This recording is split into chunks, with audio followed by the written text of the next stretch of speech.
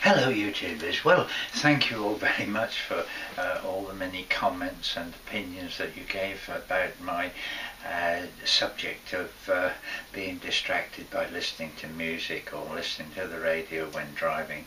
And of course I realised naturally that would be a minority view, but I do think it beholds all of us to drive with the greatest of care, with maximum concentration and without distractions of any sort, because as we've said, it only takes that 1 second for something serious to happen. But my dad taught me to drive when I was 9 or 10 years old, and I couldn't wait to get my first license at 16, of course, and sort of get on the road legally.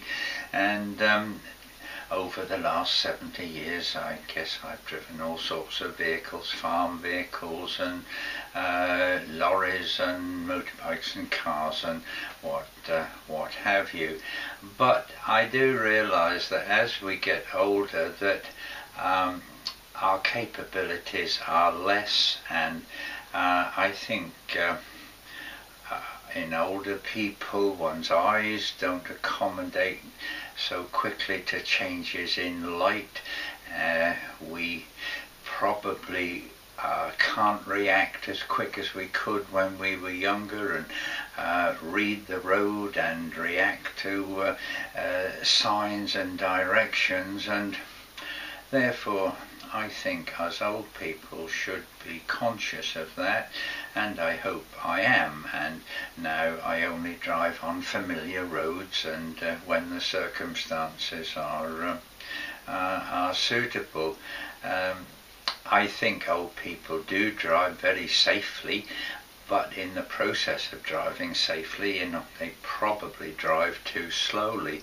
I mean, when you're driving, you should be responsible and conscious of everything around you, and you should be able to keep up with the flow and speed of the traffic around you, so that you're not a distraction to the drivers behind you.